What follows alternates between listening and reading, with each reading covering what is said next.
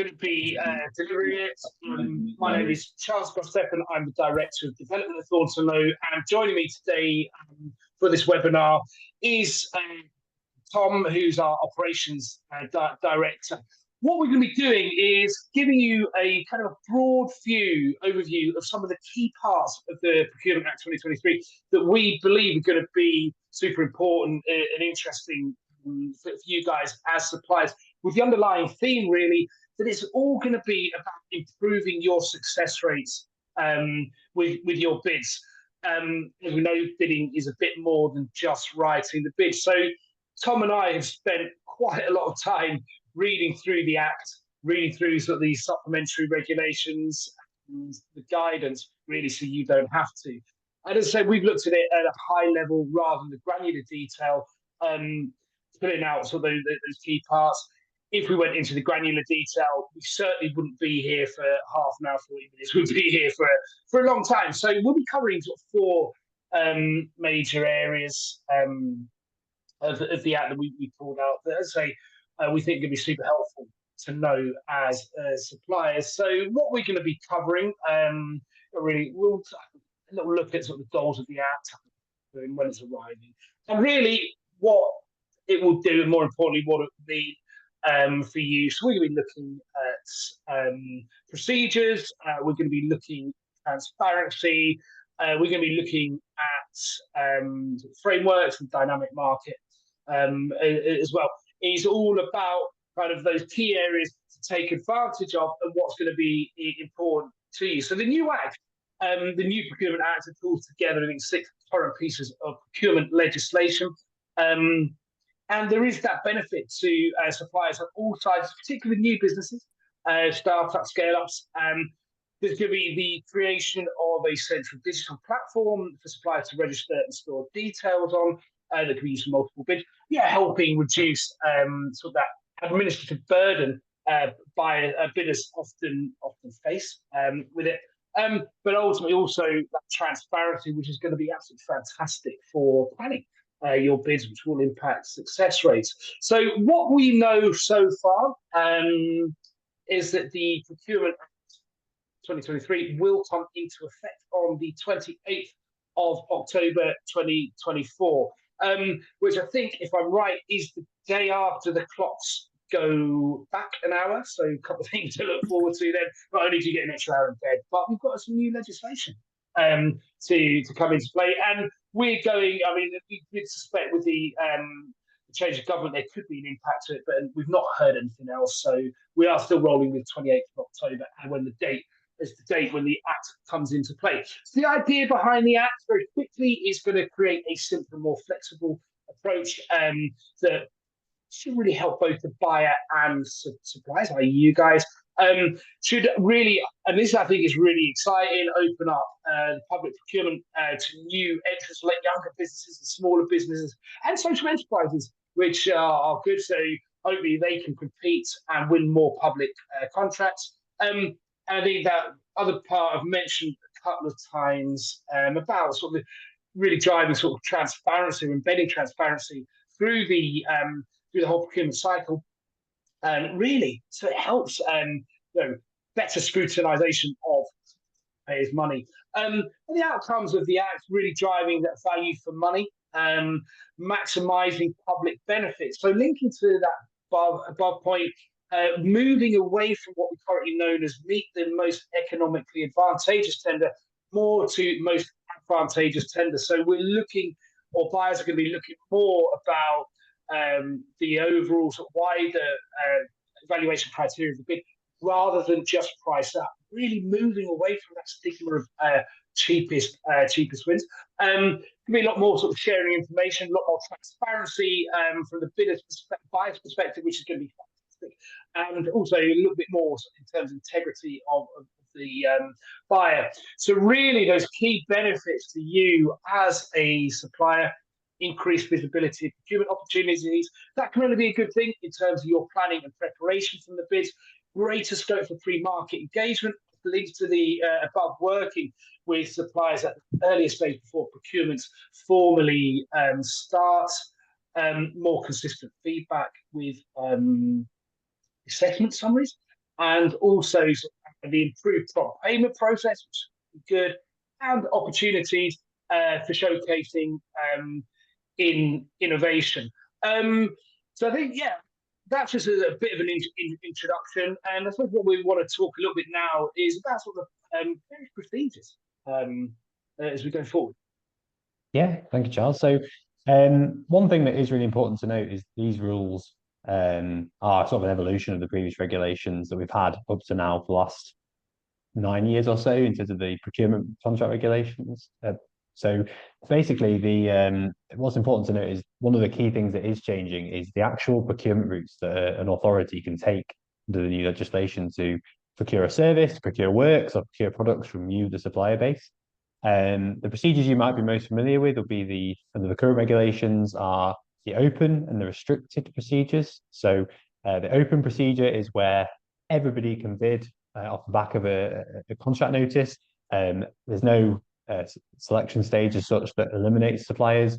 Everyone will be able to bid at that first opportunity. Things like the selection questionnaire will be included as a single stage. The contrast to that is possibly some of you may be familiar with the restricted processes. Those involve a bit more down selection. So you might find that you have to submit that pre-qualification questionnaire first and be narrowed down to a smaller number of suppliers. And then ultimately you see that narrowing process going on throughout the process. There are 3 other processes that are more common than others in some sectors. We've got competitive with dialogue currently, we have competitive with negotiation currently, and we have the innovation partner. They do mostly what they say on the tin, but all of those, the latter ones will be going. And whilst the open procedure will largely be staying as it is now, we will see that the competitive flexible procedure will replace the other 4 procedures. This offers a great opportunity. It's allowing procurement teams to design their own process. This might include an element of negotiation, but it's also intended to allow for new and innovative things such as product demonstrations, site visits, those elements that ultimately have been laid out in a list of case studies by the Cabinet Office and by the government procurement function to map out some new ways of doing business with suppliers. We've got several clients who have solutions or requirements that are not necessarily fitting with what the authorities think they need, and therefore this is a great opportunity for those customers to showcase through those sort of site visits, for example, or demonstrations, what they're offering, and help to ensure that the requirements the buyers are looking for match to what is on offer in the marketplace at any one time. Worth noting, as this is new, we do see it as a great opportunity, but the competitive flexible procedure may be seen as a slightly risky process by procurement authorities until the path has been trodden by some authority doing it successfully.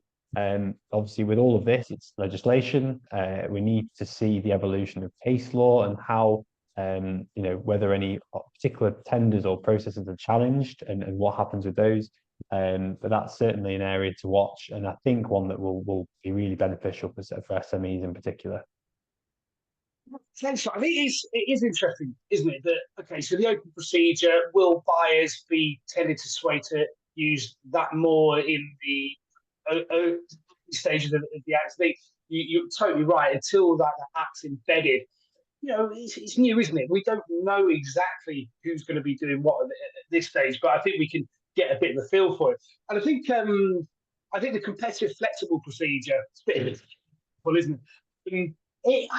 I like the idea behind that because particularly, am I right in thinking that as part of that, what it could include, say, where we are now, say the standard questionnaire goes in, the tender goes in, and then there could be like a demonstration of kit or equipment and things like that. And I mean, the reason I'm asking that, Tom, is because I think if we talk to companies who deliver technology and that sort of things, and particularly as where we are in the world with tech, that they want to be able to showcase or give a demonstration of what they produce, actually to help go, look, this is what it really is, rather than, look, we can tell you, but isn't it good if you actually see it? Yeah, 100%. A picture, we've always said, can paint 1,000 words, and more than that, a long written response that tries to describe the features of your product actually would be more time consuming for them to read and try and understand, and may be quite misleading if they've not interpreted what you've said correctly. What would be much more impactful, much more beneficial is how we'd buy. If we were looking to buy a new phone or a new software, we'd look for that demonstration first, or we'd watch a demonstration video on YouTube, wouldn't we? So I think it's looking to modernize how procurement works and how authorities are buying from suppliers ultimately. So yeah, definitely. Yeah, I think that's kind of the key thing there is if you know as a bidder that you're going into that competitive flexible procedure, is to really pay close attention to what are the steps in that, because if there is that demonstration, just to make sure you're prepared for it. And be optimistic with things around it. But yeah, thanks, Tom. I think that's it is interesting that to see kind of what's going on with it, and I think it does link to something sort of the preliminary market engagement notices that hopefully we should see a little bit more of now. That's covered in section 17 of the Act. Now, to say they're not mandatory, but the key thing is that they should become standard practice within the Act. Now, from the buyer's perspective, I think the preliminary market engagement element of the process, for me, makes sense because it allows them to test the market a little bit.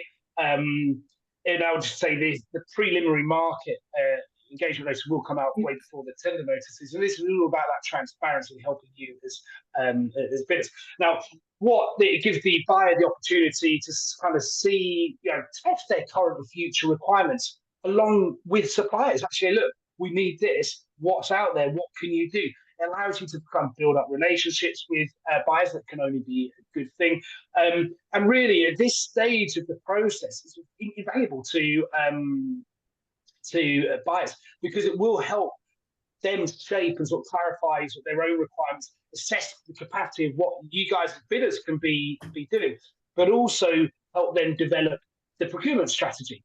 So in terms of, I suppose, what Tom was talking about, thinking back to, right, okay, we've got this, we've spoken to the marketplace, we know this, we know that. What procedure are we best using? Apologies if my sound's coming off. I'll drop out of my headphones. Helps a little bit with that. Now, what's important to note, also say from the buyer's side of things with the preliminary market stuff, is one of the ideas linking back to the goals of the Act about value for money. So it looks at the whole life cycle of the contract or framework rather than just the initial price. But ultimately, it's going to be really, really helpful for your planning and preparation. If you see get my words out, preliminary market engagement notice being published, it's giving you an indication that the buyer is potentially going to be doing something, looking out for supplier events or webinars, those kind of things. The other thing as well with this stage of the process, it gives that opportunity for the buyer working with suppliers to really identify and reduce barriers, particularly to small businesses who are potentially going to be bidding. So it really, really helps. It's about being proactive, which is something we always talk about when it comes to bidding. Great if it lands on your desk, but go out and find it yourself. Now, a couple of things I'm going to just mention worth noting that with framework call-offs, they're not going to be any preliminary market engagement notices. There's zero requirement to do that. But let's say if you're on a framework, you should know about the call-offs anyway, particularly if you're being proactive with the buyer. We've done webinars before and blogs on sort of that business to government marketing strategy. Super, super important. You are being proactive around this. Just a couple of things with also that the notice will sort of state how the buyer will reduce the number of bidders. in case I suppose they get overwhelmed with interest, naturally balancing that they're not distorting sort of competition, giving anyone a fair or unfair advantage with it. I suppose the other thing, as a bidder, you're going to you're being proactive, more the way of thinking, right, I know about this opportunity, loads of other people are going to know about this opportunity, could be a lot more competitors. But again, it's on you to be proactive with it. If the preliminary market engagement notice isn't published, the buyer needs to state why in the actual tender notice. After the preliminary market engagement notice, it's all about transparency, helping you plan things. We should be seeing the pipeline notices about buyers publishing the individual procurements, I think over £2 million. We should be seeing, hopefully, they are optional. The planned procurement notices, very similar to the prior information notices we're already familiar with. Again, providing you with advance notice of potentially procurement, and you take advantage of that. I mean, the one thing with that, there could be reduced timescales with it, and then naturally moves on to the tender notice about sort of the formal advertisement of the bid. But those other notices, preliminary market, pipeline notices, and procurement notices, all about giving you visibility, transparency of future procurements that can only be a good thing for you to be proactive behind. Right, what do I need to do? What can I be doing to help me be better and more successful with our bids, or with your bids rather? Yeah. I think we talked about the fact that the preliminary market engagement notices, they're not going to use that facility. They have to then state that on the tender notice, right, as well? Yeah, which I think is interesting. I think it's weird because they're saying it's not a requirement, but if you don't do it, you've got to say why. So hopefully maybe encouraging buyers to do it. But I suppose again, there's that balance of administrative work and how big the bid is and things like that. But until the app comes in, we've got to almost kind of second guess things at this stage, I would imagine. And this bit's been more something you've researched, Charles. But what's going to be in the preliminary market engagement notices as a supplier? Is there anything I could use in that notice potentially? That's a fair question. I suppose I would say it's obvious, but it's not always obvious, is it? So typically, who the buyer is, what I suppose the subject matter of the contract is, and either so when I suppose the closing date of the market engagement. And I think probably the bit really is going to be helpful in terms of your question there, is how the contracting authority, the buyer, is proposing to engage or has engaged with suppliers at the preliminary market engagement stage. So it could be, meet the buyer event, the supplier events, webinars, or just a get in touch kind of thing. If they're going to be doing events, it will publish sort of location, dates, and times of those events, and periods for submissions of expression of interest and information for suppliers. So it's probably those latter bits that are going to be, say, from a bidder's perspective, supplier's perspective, the key bit to latch onto, because it's one thing getting the notice, not reading it is going to be, obviously, I'd say, not the most the best thing to do, but looking out for preliminary market engagement, how are they going to do it, and then take advantage of that. Yeah, perfect. Okay, I suppose it links in with what would be our next topic as well, which is to talk about transparency. I think the idea of market engagement isn't new. We've seen that in the 2015 regulations, that where it was initially introduced. But it's also definitely more of a focus within what we're seeing under the Procurement Act. And it's one part really of what is going to come through from a transparency perspective. People may have heard about the fact that they're going to be introducing the new central digital platform. That's going to be where these market engagement notices are posted, along with a whole range of other notices. So we expect to see more information coming through in one place. There's a push, I suppose, and a recognition from government generally that there's too much information coming through different sources for tenders. So that's all intended to be part of that central digital platform. We expect, we're not 100% sure because it's not been launched yet, but we expect that to be an iteration or a development of the find a tender service in terms of where that's hosted. or certainly where they're looking to develop that capability. And that should be live for the start date in October. But as ever with government systems, it'll probably be an incremental implementation of some of the features. You know, all of the noticing we'd expect to start from day one, more or less, in terms of when the regulations kick in. And that will then provide, you know, a central place for all of that data around contracts. The tools that you can then use to analyze that data, just speculation here really, but probably will come later down the line as they develop the platform further to give you that ability as a supplier to dig into that information. I suppose linked to the free market engagement notice, another notice that will come through that central digital platform aiding transparency is something called the pipeline notice as well. I think, Charles, you touched on that really briefly.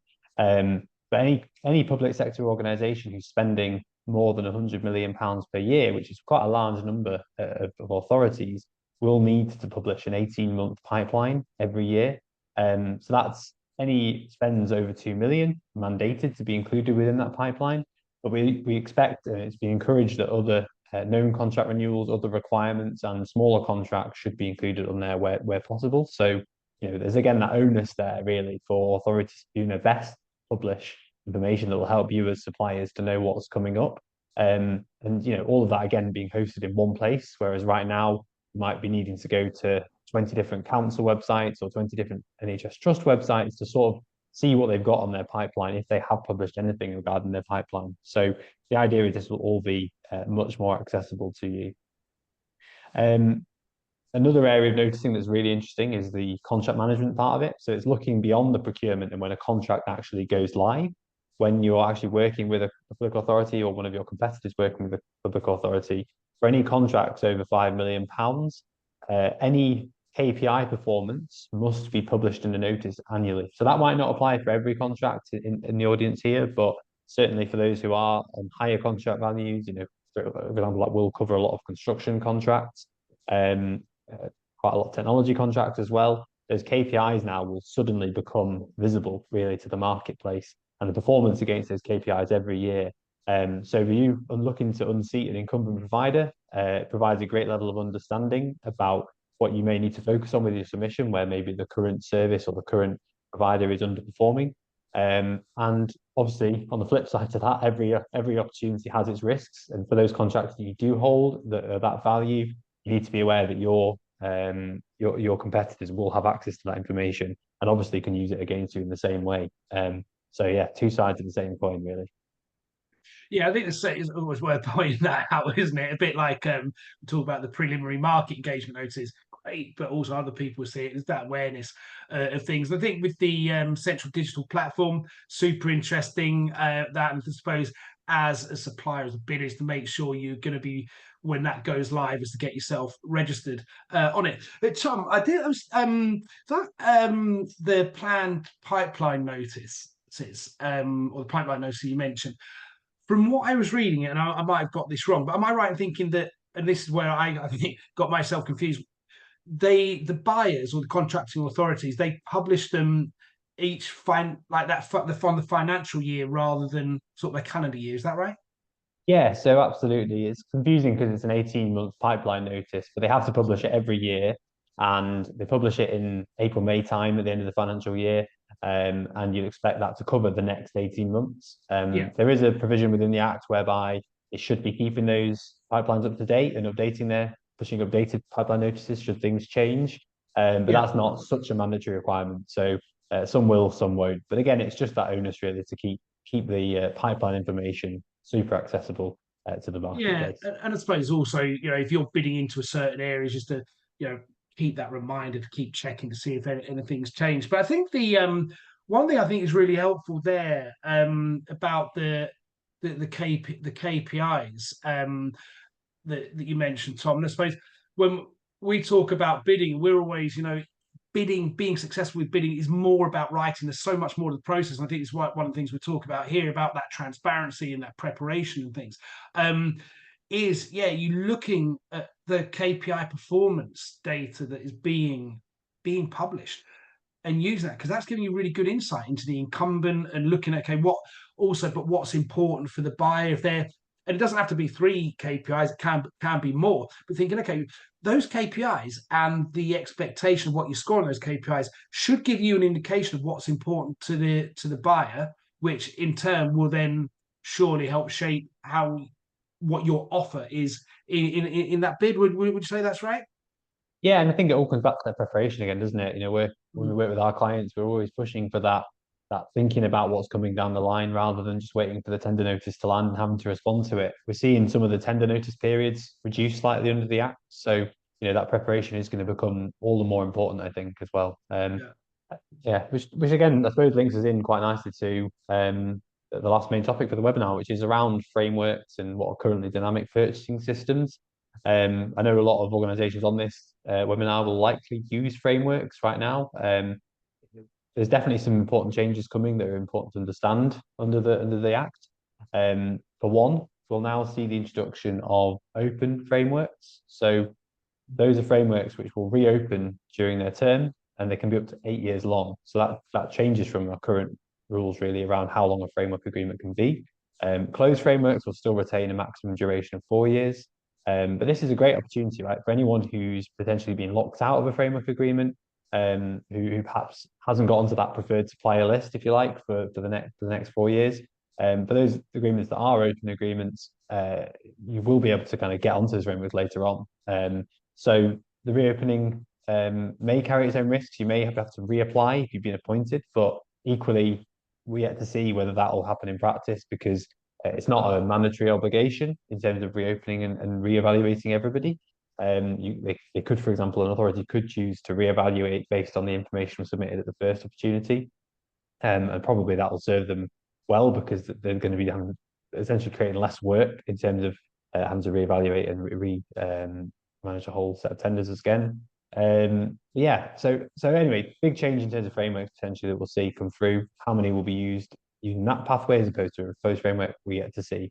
A quick jargon alert. So I've got on my slide here about dynamic markets. So it's classic. We love a bit of jargon in the procurement sector, really, don't we? But what were formerly dynamic purchasing systems are just being rebranded really as a dynamic market.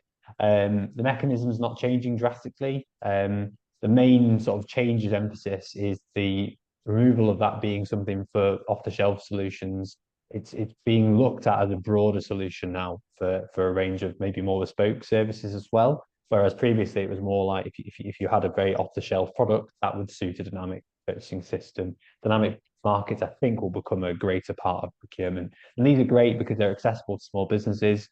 Typically, they do have lower barriers in terms of entry. And but of course, with that, more people get onto them. There's more competition. There's potentially less guarantee of direct of contract value. So it has its flip side, but it's a great way as that first step into working with the public sector for sure, in certain sectors, obviously.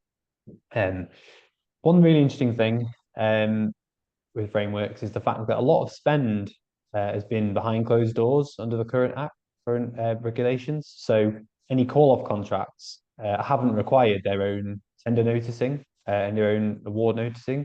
But that is changing. So now on frameworks, the authorities will now need to publish notices for framework purchases. So whereas you might see a contract value on a framework and not know whether that's ever really been delivered, in the new rules, we will actually see what is being awarded by these frameworks in a way that isn't really the case now, apart from a very select few frameworks that are currently in place, like G-Cloud and DOS in the tech sector, where you do see a lot of very useful spend data, which we've been working with our clients to analyze, understand, and see what their competitors are up to. Ultimately, it's really valuable information.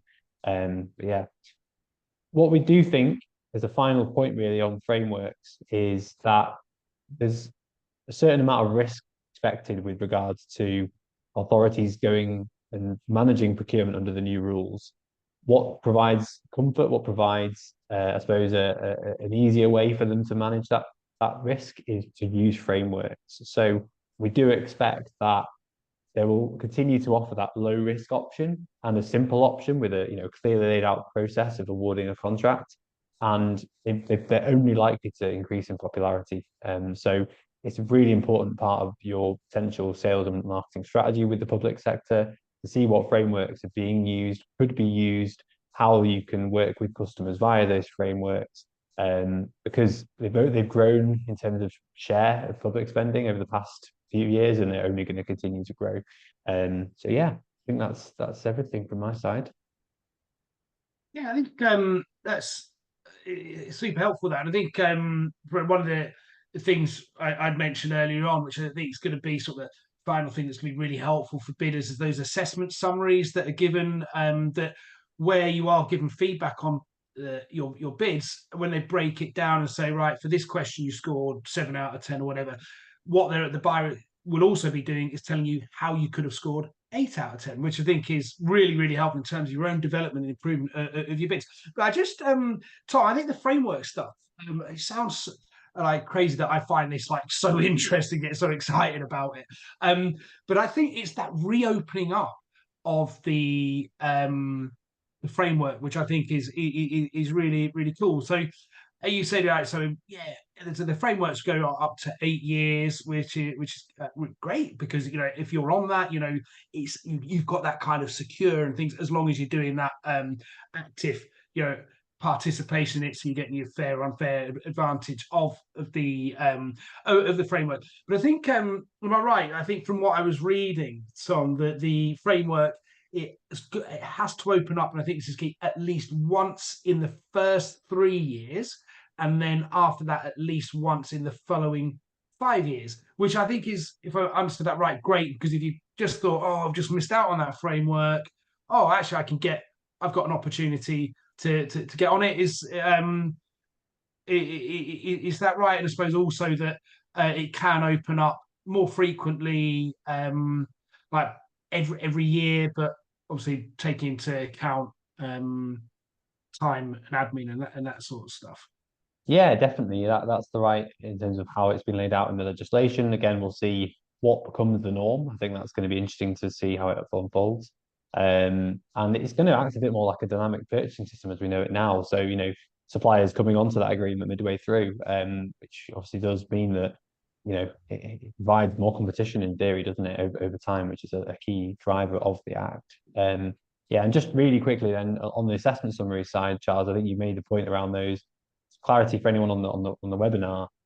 Assessment summaries won't necessarily be required or a mandatory requirement for framework call-offs. So if you're bidding for something on a framework, they won't have to give you that assessment summary in the same way that they would do for a normal tender process, or an open or a competitive flexible procedure that's not on a framework. But they are actually encouraged to do so. So that you basically, as a supplier, you've got every right to ask for that assessment summary, and you should be able to get some of that information back. Great. Yeah, thanks, Tom. That's super helpful, and hopefully for everyone who is here today, that's been useful, just to give you that bit of a snapshot. Like I say, we were deliberately going to like quite a broad view of it rather than that granular detail. But hopefully we've been able to pinpoint some key bits that are going to be massively helpful for you. So we're going to open it up to questions. We can see there are some coming through. So if you do have a question, please do put it into the chat box. We'll make an effort to get through as many as possible. But whilst you're doing that, some questions that are filtered through prior to today, and something we were also, I suppose, asking ourselves was, one thing that we were looking at was the terminology of days within the Act, or the term. Does the phrase days refer to working days or calendar days? That it makes a difference, doesn't it? So we did reach out to the Cabinet Office to get some clarity on it. The response that we've had, and I think it's nice. I think we're a little bit exclusive, because we've not seen any of this anywhere. Is that any days are being referred to as working days.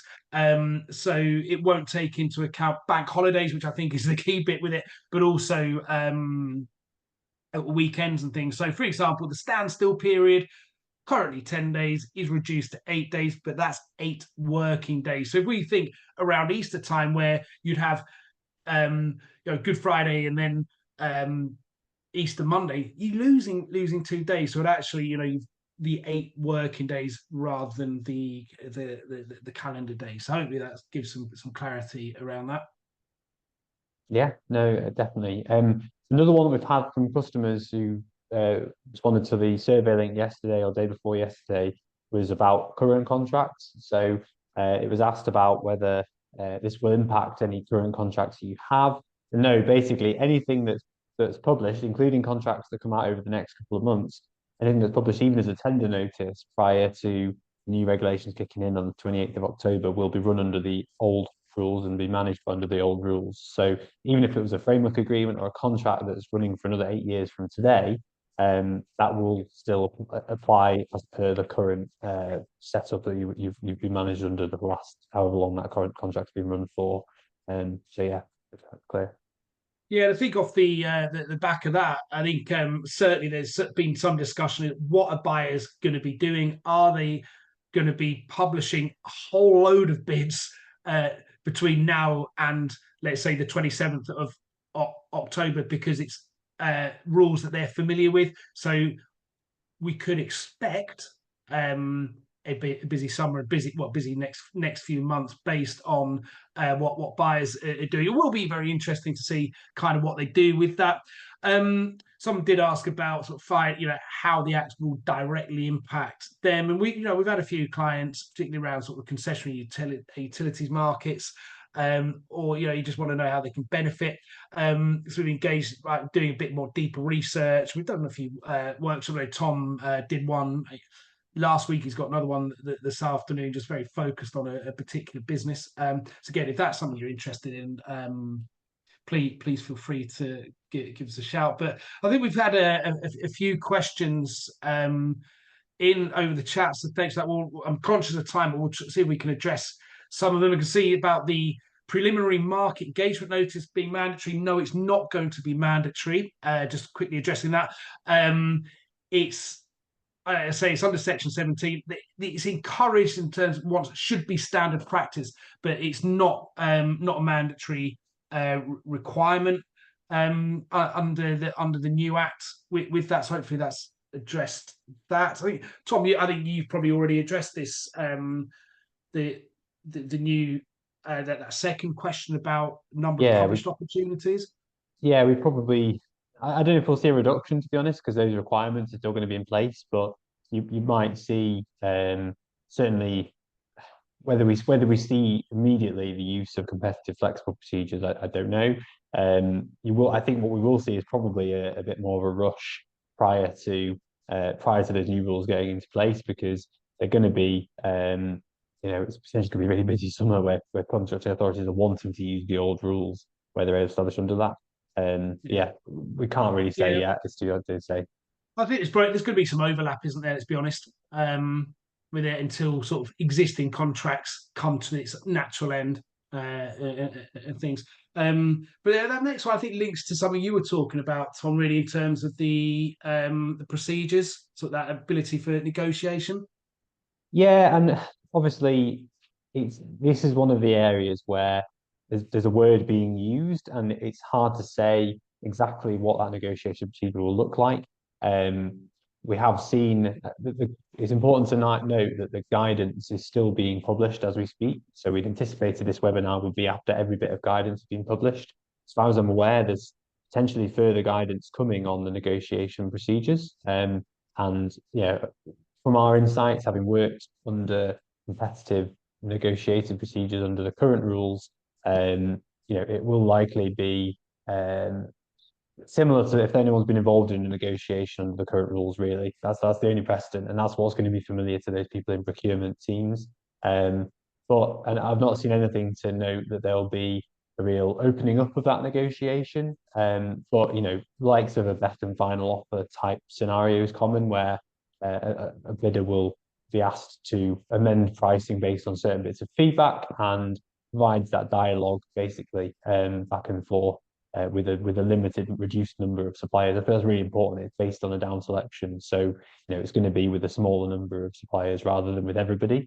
They're still obviously obliged to work in line with the transparency and work in line with that integrity as well. So you can't be expecting too heavy-handed negotiations probably in terms of things that are one-sided or unfair. That would be something you probably have rights to at least push back on, if that makes sense. Yeah, I think again it'd be interesting when the act does come in. We will know more. I think Tom, you said when it gets embedded with sort of various case law and stuff like that. Question about the central digital platform, a bit vague and confusing. Yeah, there's nothing that we've seen that has been concrete. I think as Tom mentioned earlier on, what we have heard, it could be built out off the back of like the find a tender website. As anything that we find out more about the act and things like that, will be sort of most likely be posting about it on LinkedIn and things with it. In terms of integration with tender portals, from what I have heard and from various sort of discussions we've had around this, that those portals will still exist, but the central digital platform is going to be, I suppose, that, as it says on the tin, really, where you can find that information. I would imagine that there'll be various hyperlinks in there that then will take you off to the various portals, because I think buyers will still use their preferred platforms. The central digital platform is more of that place where you're registering your information, and where that visibility and transparency takes place. Yeah, we've got a There's question about the reopening. yeah, I go for that. think so. It's difficult because I think there's been some replies from our attendees as well, so I'm trying to work out which ones have already kind of been addressed through that. But yeah, essentially, I think it's still with the, as far as I've read, and we will see further guidance published, but and again, precedents probably set, but I don't think there's necessarily a limit on the number of suppliers. I think there's requirements around what must be included within the tender notice to make it clear how many suppliers will be awarded. But other than that, I don't believe there's a limit, but we wanted to double check that, to be honest, to be sure. Yeah, and again, I think we're still early days. I think we're still expecting more guidance to be published, and things. And I think naturally with anything is always just to keep your eye out. So we'll be publishing on things on LinkedIn, but there are bits out there. And yeah, I think, where are we? I think probably between, I don't know, mid-August, end of September to mid-October, we'll probably see quite a flurry of more guidance and information coming out. Question about, do we think they're resourced adequately? I'd like to think so. The amount of guidance and training that's being offered by government to buyers on this, we'd like to think. But I think also at the same point, it does drive back to what Tom was mentioned before about sort of that overlap, and whether we're going to see that flurry of tender notices coming out between now and the 28th of October. And I think anything new, people, there's going to be, let's be honest, there could be some bits that take a little bit of time in embedding and things.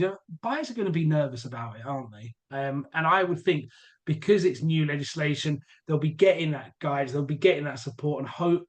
I'm going to be optimistic. Hopefully, everything should run as it should run.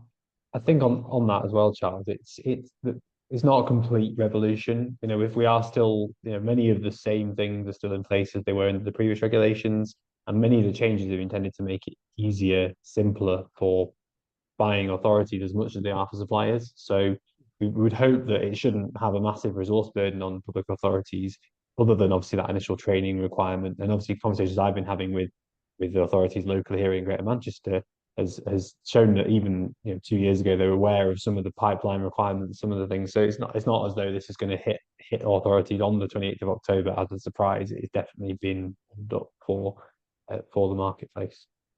Yeah, for sure. And I think it's just going to keep your eye out, really, and just drip it back to sort of the central digital platform. You're going to have to keep an eye out when that actually goes live for you to register on it. Again, the more that we find out, we'll be posting stuff over on a website and or LinkedIn. About, I suppose, time for a couple more questions, I think. So supporting the SMEs, I think that's, I suppose, hopefully the underlying theme we've been trying to get across today is about that transparency. You have to be proactive, whether you're a big company or a small company, is making use of what is published on the central digital platform when it goes live. And that will give you that, I'd say, that visibility, helping you prepare for it.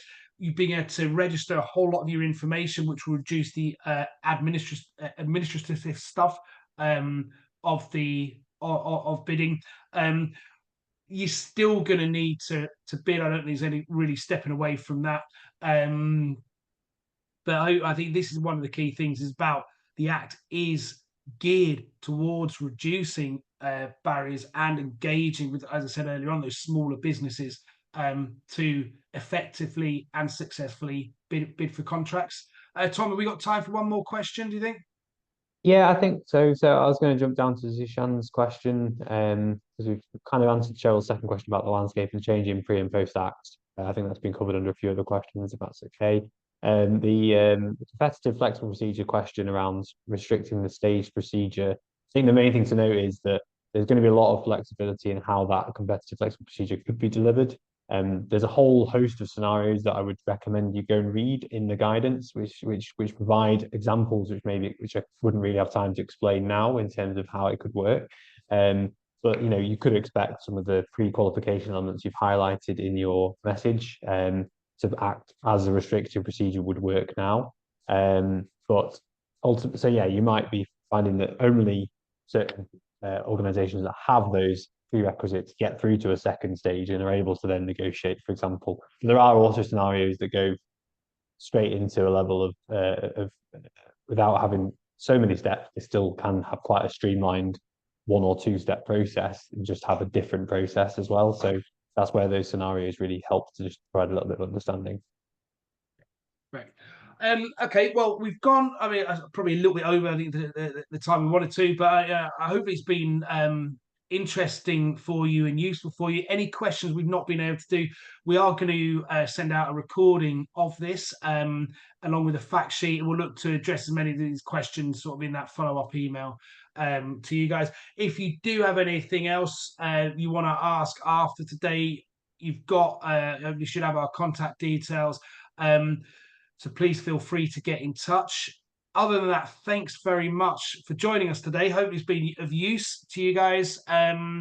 Best of luck with your bids going forward. It will be very exciting to see how sort of the procurement landscape, I'm going to say, improves and develops over post October 28th. It is exciting. I think everyone, both bidders and buyers, are going to be a little bit nervous with things. Look out for any other publications of guidance over sort of the next couple of months or so. We'll be posting as much as we can do. So do stay in touch, and thank you very much. Yeah, thank you, everyone. Cheers.